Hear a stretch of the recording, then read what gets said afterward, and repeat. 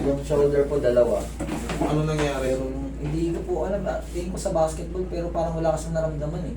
Parang pagising ko na lang, bigla na lang masakit tong kanan. Nauna yung kaliwa.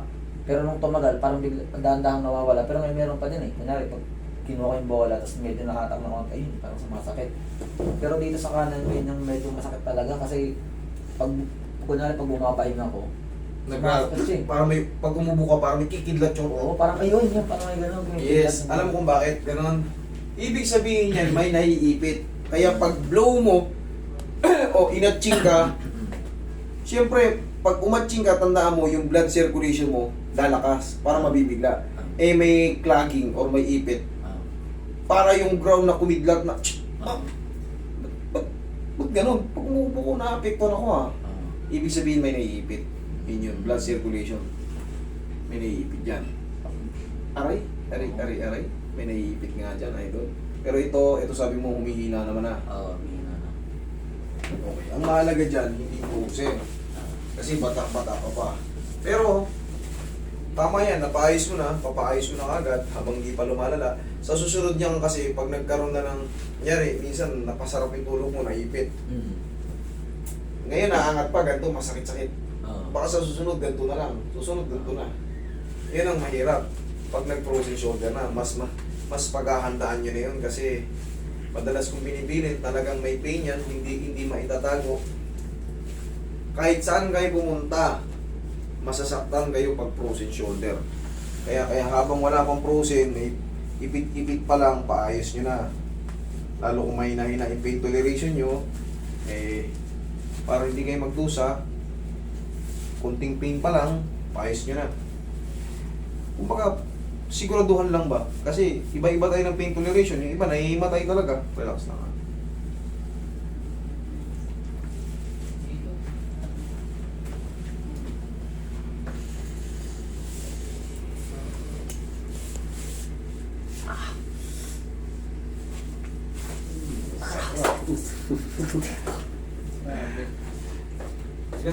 Ilan segundo lang naman yan. Tayo ka. Ilan segundo lang naman. Kaya mo yan. Okay po ulit.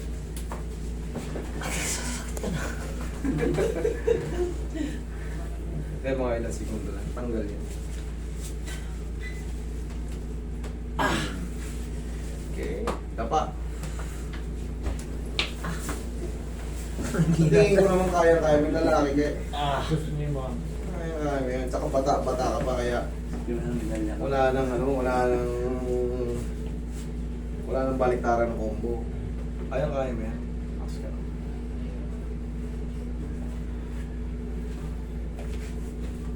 "20 seconds lang naman yan, idol. Sa una masakit pero promise, 20 seconds na. 20 to 30. Nagko-cool down ng kusa yan. Hindi yan katulad nung napilay ka ngayon, natapilok ka, hanggang patagal ng patagal. Pasarap ng pasarap. Pasakit ng pasakit.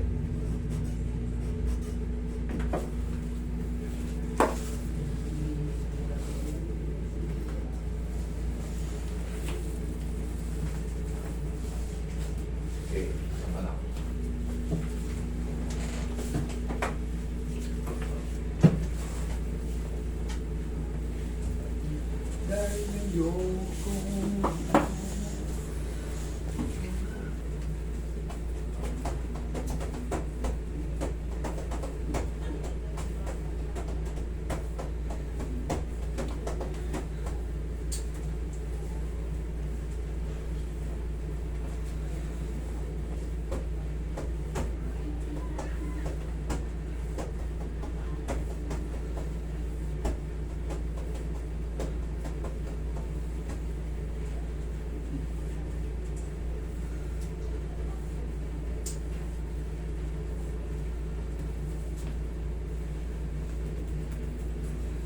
Yaya ako sa'yo.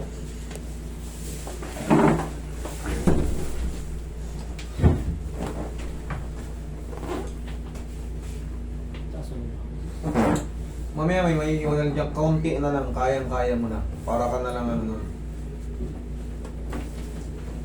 Kunting pahinga na lang. Okay, in. Exhale.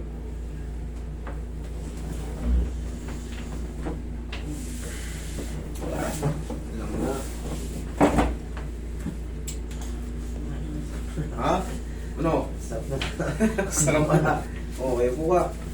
Ganun lang talaga. Eh, kailangan nyo lang muna magtiis ng konting ano.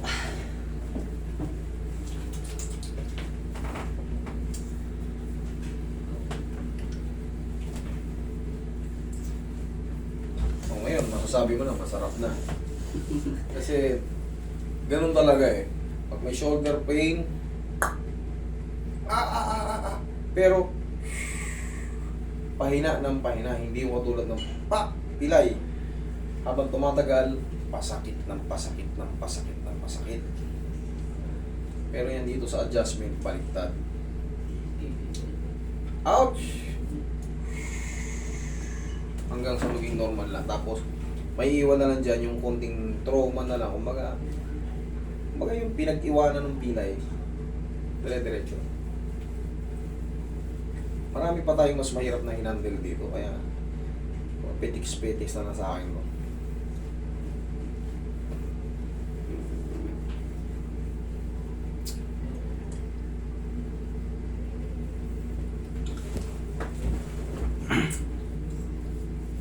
Kanina masakit pag inangat, di ba? O, at kulit.